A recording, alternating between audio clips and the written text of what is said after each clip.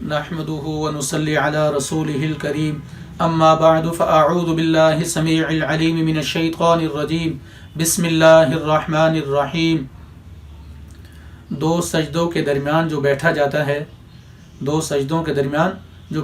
ہے اس کو جلسہ کہا جاتا ہے۔ تو اس جلسے میں بیٹھنے کا طریقہ کیا ہے، عورتوں کے بیٹھنے کا مسنون طریقہ کیا ہے اور مردوں کے بیٹھنے کا مسنون طریقہ کیا ہے، انشاءاللہ اس کو بیان کیا جائے گا۔ جب پہلے سجدے سے سر اٹھاتے وقت سب سے پہلے پیشانی اٹھائیں، اس کے بعد ہتھیلیاں اٹھانی ہیں۔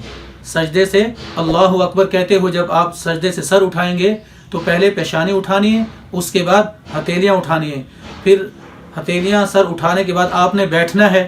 تو آپ نے کس طرح بیٹھنا ہے، مردوں نے کس طرح بیٹھنا ہے؟ مردوں کے لیے حکم یہ ہے کہ بایاں پاؤں بچھا کر اس پر دو زانو ہو کر بیٹھے، بایاں پاؤں بچھا کر دو زانو بیٹھیں اور دایاں قدم کھڑا رہے، دائیں پاؤں کی انگلیاں قبلہ رخ رہیں، دائیں پاؤں کو کھڑا کر کے انگلیوں کا رخ قبلے کی طرف ہو، اور اسی طریقے سے دونوں پاؤں کو کھڑا کر ایڑیوں پہ بیٹھنا بلا عذر یہ صحیح نہیں ہے۔ اور اس وقت عورتوں کے بیٹھنے کا مسنون طریقہ کیا ہے، عورتیں کس طریقے سے بیٹھیں گی جلسے کے درمیان، یعنی دونوں سجدوں کے درمیان عورتیں اس طرح بیٹھیں گی۔ عورتوں کے بیٹھنے کا مسنون طریقہ یہ ہے کہ دونوں پاؤں بچھا کر دونوں پاؤں کو دائیں جانب نکال دے اور بائیں پہلو پہ بیٹھیں۔ یہ ہے عورتوں کو بیٹھنے کا مسنون طریقہ جلسے کے درمیان۔ اور جلسے کے درمیان میں جب آپ جلسے میں بیٹھے ہیں تو آپ کی نظریں گود پر ہونی چاہیے، گود کے اندر۔ اور اسی طرح جب جلسے میں آپ بیٹھے ہیں تو آپ کے دونوں ہاتھ رانوں پر ہونے چاہیے، گھٹنوں پر نہ ہونے چاہیے۔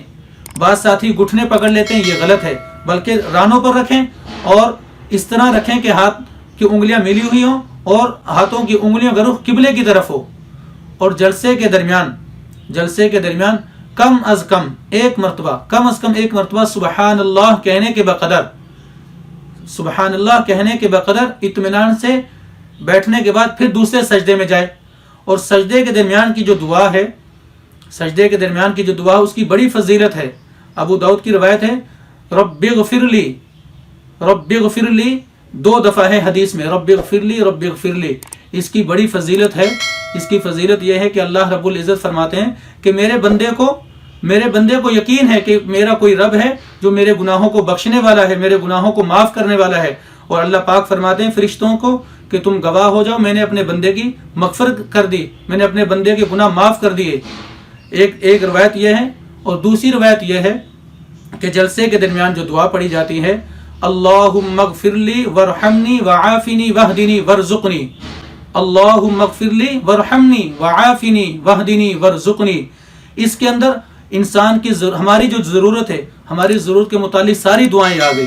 اس کے اندر اللہم اغفر لی اللہم اغفر لی گناہوں سے مغفرت کی دعا یہ بھی شامل ہو گئی، اور ورحمنی اللہ رب العزت سے رحمت کی جو طلب گار ہیں وہ دعا بھی اس میں شامل ہو گئی۔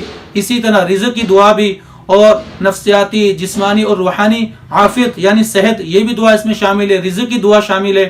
اور اس دعا کا تعلق جو ہے، یہ جو دعا ہے اس دعا کا تعلق سنت اور مستحبات سے ہے، اور فرض نماز سے اس کا تعلق نہیں۔ لیکن بعض اکابر یوں فرماتے ہیں کہ اگر نماز کے طوالت اور یا پھر اسی طرح نماز کے اندر جو نمازی موجود ہیں ان کے تنگ دل ہونے کا اگر خوف ہو تو پھر اس کو نہ پڑھیں۔ اور اگر مخصوص جماعت ہے، مخصوص ساتھی ہے، مخصوص جماعت ہے، ان کا شوق ذوق ہے تو آپ جلسے کے دوران فرض کے اندر بھی اس دعا کو پڑھ سکتے ہیں۔ تو جلسے کے اندر کم از کم ایک مرتبہ سبحان اللہ کہنے کے بقدر پھر آپ دوسرے سجدے میں جائیں۔ اور جب سجدے میں جائیں تو پہلے کیا رکھیں؟ سجدے میں جاتے وقت پہلے دونوں ہتھیلیاں رکھیں، پھر اس کے بعد ناک اور پیشانی رکھیں۔ اب سجدہ کرنے کے بعد یعنی دوسرا سجدہ کرنے کے بعد آپ نے کھڑا ہونا ہے۔ تو کھڑے کس طریقے سے ہونا ہے؟ آپ نے قیام کی طرف جانا ہے۔ سب سے پہلے پیشانی اٹھائیں، اس کے بعد ہتھیلیاں، پھر اس کے بعد اپنے گھٹنے اٹھائیں۔ اور کھڑے ہوتے وقت جب آپ کھڑے ہو رہے ہیں تو قدموں کے بل کھڑے ہوں، بلا عذر زمین کا سہارا لینے کی عادت نہ ڈالیں۔ البتہ اگر کوئی عذر ہے تو سہارا لینے میں کوئی حرج بھی نہیں ہے۔ پھر جب آپ کھڑے ہو گئے، آپ دوسری رکعت کے لیے کھڑے ہو گئے، تو کھڑے ہونے کے بعد سب سے پہلے بسم اللہ الرحمن الرحیم پڑھنی ہے، اس کے بعد سورۃ الفاتحہ اور کوئی دوسری سورت ملائیں، پھر اس کے بعد اسی طرح رکوع سجدہ کرے جیسے پہلی رکعت کا کیا تھا۔ تو اللہ رب العزت سے دعا ہے کہ اللہ پاک ہمیں ان باتوں کو سمجھنے کی توفیق نصیب فرمائے۔